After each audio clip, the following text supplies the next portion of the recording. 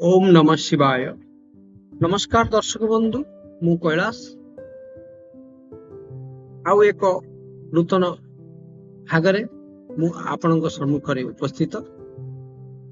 पूर्व भागरे आमे आलोचना करिथिलु रवि महाग्रहଙ୍କ विषय।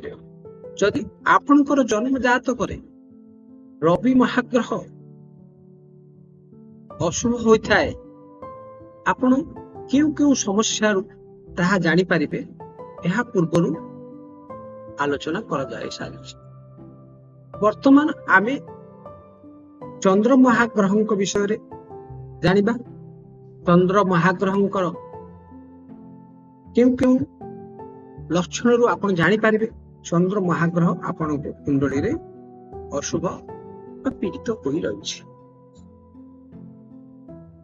आपण जेउ ग्रह द्वारा आपण पीड़ित होउछन्ति, केवल से ग्रहर मंत्र जप करी आपण आपणकर समस्यार स्थायी समाधान करंतु एवं आपणकर जीवन को गोटे सुख समृद्ध प्रगतिमय करबा पाई निजे ही चिंता करबा पड़े।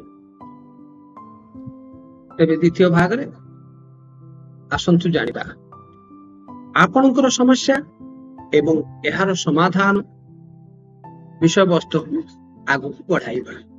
पूर्व परि आपण निजे निज प्रश्न करंतु एवं आपणकर समस्या गुडी को नोट करंतु एवं सेही समस्या रु आपण निजर केउ ग्रह पीड़ित होइछि ताहा निजे जानंतु।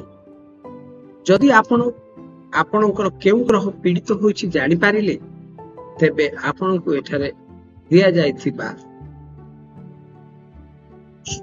समाधान बा प्रतिकार आपण करी आपण को जीवन को सुखमय करि।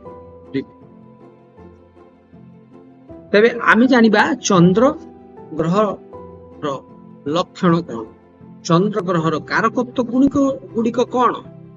जदि चंद्र ग्रह कारकत्व गुण गुड़िक जानिबे, तेबे चंद्र ग्रह पीड़ित होइछि कि होइनि। चंद्र ग्रह मन, भावना, सौंदर्य, लोकप्रियता, दैनिक जीवन रे घटुथिबा भलमंद कारक। आपणकर निद्रा रो कारक चंद्र, माता कारक चंद्र, जल तत्व, रक्त, आपण शरीर रे थिबा जलीय तत्व, रक्त एवं शरीर रे जलीय अंश कारक तो ग्रह हेउछि चंद्र। तेबे एही समस्त कारकत्व गुण गुड़िक सेतेबेले भलो होइथाय जेतेबेले चंद्र ग्रह शुभ होइथाय। जदि चंद्र ग्रह अशुभ होइथाय ताले ए कारकत्व गुण गुड़िक मध्य आपणकर भलो होई नथाय। तेबे आजिर प्रश्न हेउछि प्रश्न संख्या 1, मानसिक स्थिति कोन। आपण जेते चेष्टा करी मध्य कोनोसी एक निर्दिष्ट कार्य रे स्थिर रही पारु नाहंती, अथवा सामान्य बाधा प्राप्त हेले मध्य सेही कार्य को परिवर्तन कर देउछन्ति कि सेही कारणरु आपणकर स्थिति भल रहू नाही कि। तेबे एठारे आलोचना करिबार विषय हेउछि जदि चंद्र ग्रह पीड़ित होइथाय, आपण देखिबे आपणकर मन स्थिर रहिबो नाही। आपण गोटे काम करूथिबे आ गोटे काम पाई चिंता करूथिबे, परिणाम को नहीं चिंता करूथिबे। आपण जे स्थान रे अछंती, जे कार्यटी करूछंती, आपण चिंता करूछंती एई कार्य को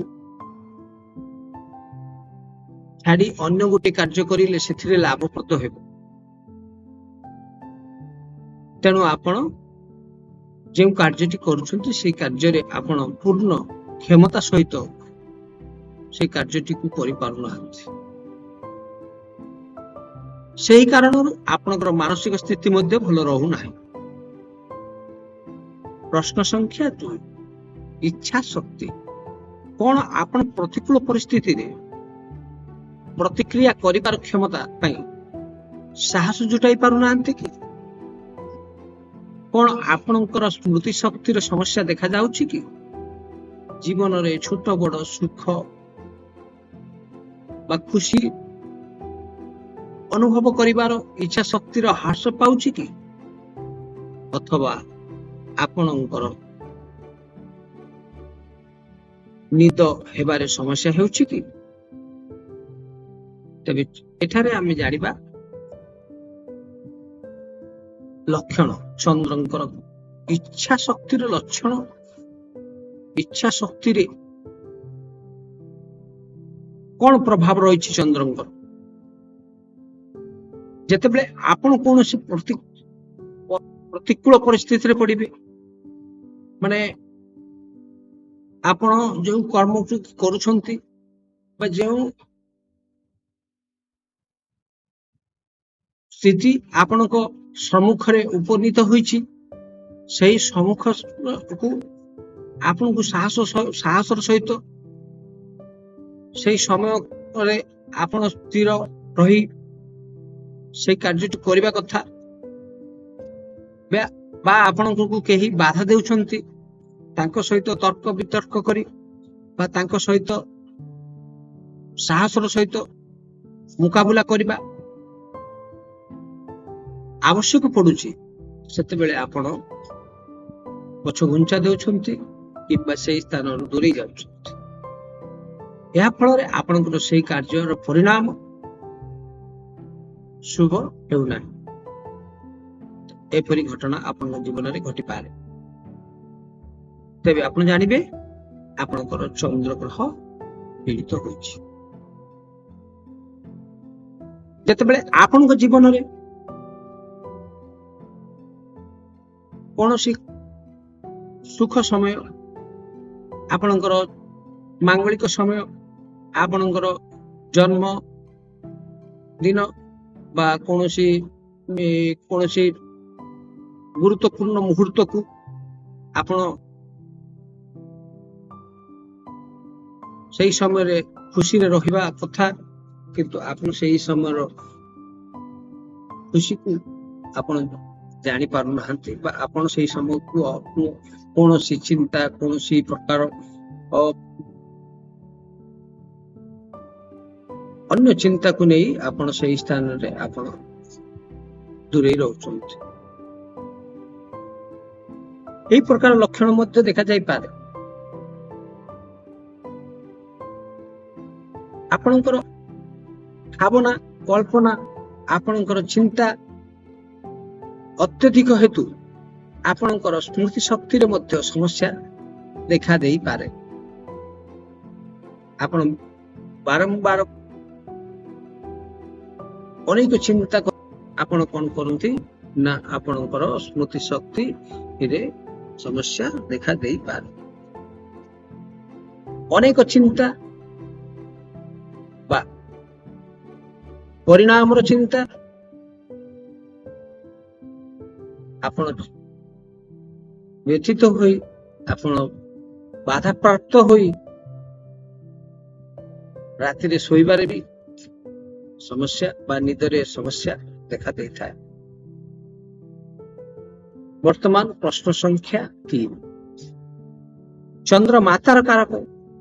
ଯଦି ଆପଣଙ୍କର ଚନ୍ଦ୍ର ପୀଡ଼ିତ କିମ୍ବା ଅଶୁଭ ହୋଇଥାଏ, ତେବେ ଆପଣଙ୍କର ମାତାଙ୍କ ଶରୀର ବାରମ୍ବାର ସମସ୍ୟା ହୋଇପାରେ। ଆପଣ ମାତାଙ୍କ ଠାରୁ ଦୂରେଇ ରହିପାରନ୍ତି। ଆପଣଙ୍କର ମାତାଙ୍କ ସହିତ ମତଭେଦ ହୋଇପାରେ। ମାତାଙ୍କ ସହିତ ଆପଣଙ୍କର ସମ୍ବନ୍ଧ ସୁସମ୍ପର୍କ ନ ହୋଇପାରେ। ଯଦି ଏପରି ଘଟଣା ଘଟୁଛି, ତେବେ ଜାଣିବାକୁ ପଡିବ ଆପଣଙ୍କର ଚନ୍ଦ୍ର ଗ୍ରହ ପୀଡ଼ିତ ହୋଇଛି। ପ୍ରଶ୍ନ ସଂଖ୍ୟା 4 ଜଳ ତତ୍ତ୍ୱ। ଚନ୍ଦ୍ର ଗ୍ରହ ଜଳ ତତ୍ତ୍ୱ ବା ଆପଣଙ୍କ ଶରୀରରେ ଥିବା ରକ୍ତ, ଆପଣଙ୍କ ଶରୀରରେ ଥିବା ଜଳର କାରକ ଗ୍ରହ। ଯଦି ଚନ୍ଦ୍ର ଗ୍ରହ ଅଶୁଭ ହୁଏ ତେବେ ଆପଣଙ୍କର ଏହି ସମସ୍ୟା ଗୁଡିକ ଦେଖାଦେବ। ଆପଣଙ୍କ ଘରେ ବାରମ୍ବାର ପାଣି କଳ ବା ଜଳୀୟ ତତ୍ତ୍ୱରେ ସମସ୍ୟା ବା ଖରାପ ହେବାର ସମସ୍ୟା ହେଉଛି କି? ତେବେ ଜାଣନ୍ତୁ, ଯଦି ଆପଣଙ୍କର ଚନ୍ଦ୍ର ଗ୍ରହ ପୀଡ଼ିତ ହୋଇଛି ତେବେ ଆପଣ ଦେଖିବେ ଆପଣ ଯେଉଁ ସ୍ଥାନରେ ରହିଛନ୍ତି ସେହି ସ୍ଥାନରେ ବା ଆପଣଙ୍କ କର୍ମକ୍ଷେତ୍ରରେ ବା ଆପଣ ଯେଉଁ ଜଳୀୟ ତତ୍ତ୍ୱ ସ୍ଥାନକୁ ଯାଉଛନ୍ତି, ଆପଣ ନଦୀ, ଝରଣା ଯେଉଁ ସ୍ଥାନକୁ ଯାଉଛନ୍ତି ସେହି ସ୍ଥାନରେ କିଛି ନା କିଛି ଅଘଟଣ ହୋଇପାରେ। ପ୍ରଥମେ ଆମେ ଦେଖିବା ଆମର ଘରେ ଯୋଉ ପାଣି କଳ ଅଛି ବା ଆପଣ ଯୋଉ ଟ୍ୟାପ ୟୁଜ କରୁଛନ୍ତି ସେଥିରେ ବାରମ୍ବାର ଖରାପ ହେବା କିମ୍ବା ଜଳ ଅନବରତ ବିନ୍ଦୁ ବିନ୍ଦୁ ହୋଇ ଝରିବା ଅଥବା ଆପଣଙ୍କର ପାଣି ଟାଙ୍କି ଖରାପ ହେଇଯିବା ଏବଂ ପାଣି ଯେଉଁ ସ୍ଥାନରେ ରହିଛି ସେହି ସ୍ଥାନରେ କିଛି ସମସ୍ୟା ହେବା, ଏହା ହେଉଛି ଚନ୍ଦ୍ର ଗ୍ରହର ପୀଡ଼ିତ ହେବାର ଲକ୍ଷଣ। ତେଣୁ ଆପଣ ତାକୁ ଯଥାଶୀଘ୍ର ତାକୁ ରିପେୟାର କରିନିଅନ୍ତୁ।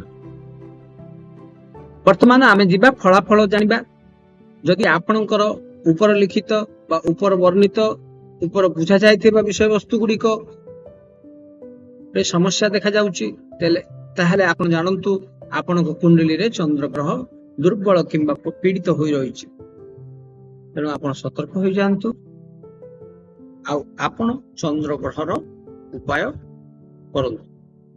ଯଦି ଆପଣ ସ୍ଥାୟୀ ଉପାୟ ଚାହୁଁଛନ୍ତି ତେବେ ଆପଣଙ୍କୁ ଚନ୍ଦ୍ର ଗ୍ରହ ଶାନ୍ତି ପାଇଁ ଚନ୍ଦ୍ର ଗ୍ରହର ମନ୍ତ୍ର ଶକ୍ତି ବଳରେ ଆପଣ ଏହି ସମସ୍ତ ଅଶୁଭ ଫଳକୁ ନିବାରଣ କରିବା ପାଇଁ ଏହି ଉପାୟକୁ କରନ୍ତୁ। ତାହେଲେ ଉପାୟ କଣ କରିବେ, କିପରି? ଆପଣ ସଂକଳ୍ପ କରନ୍ତୁ ଏବଂ ଚନ୍ଦ୍ର ମହାଗ୍ରହଙ୍କର ବୀଜ ମନ୍ତ୍ରରେ 48,000 ମନ୍ତ୍ର ଜପ କରନ୍ତୁ। ଏହାପରେ ଆପଣ 108 ଆହୁତି ସହିତ ଚନ୍ଦ୍ର ଗ୍ରହର ବୀଜ ମନ୍ତ୍ରରେ ହୋମ କରନ୍ତୁ। ଆପଣଙ୍କର ଅଶୁଭ ଫଳ ନିବାରଣ କେବେ ହେବ? ଆପଣ ଏହି କର୍ମ କରିବାର 3 ରୁ 6 ମାସ ଭିତରେ ଆପଣ ଆପଣଙ୍କ ଜୀବନରେ ଦେଖିବେ ଏହି ସମସ୍ୟା ଗୁଡିକ ଧୀରେ ଧୀରେ ଧୀରେ ଅପସରି ଯାଉଛି। ତେବେ ଜାଣିବା ବୀଜ ମନ୍ତ୍ର କଣ? ଏଠାରେ ମୁଁ ବୀଜ ମନ୍ତ୍ରଟି ଦେଇଛି, ଓମ୍ ସୋମ ସୋମାୟ ନମଃ। ଏହି ମନ୍ତ୍ରଟିକୁ ଜପ କରନ୍ତୁ ଏବଂ ଆପଣଙ୍କର ଜୀବନରେ ଥିବା ସମସ୍ୟା ଗୁଡିକୁ ଦୂରୀଭୂତ କରନ୍ତୁ। ଓମ୍ ନମଃ ଶିବାୟ।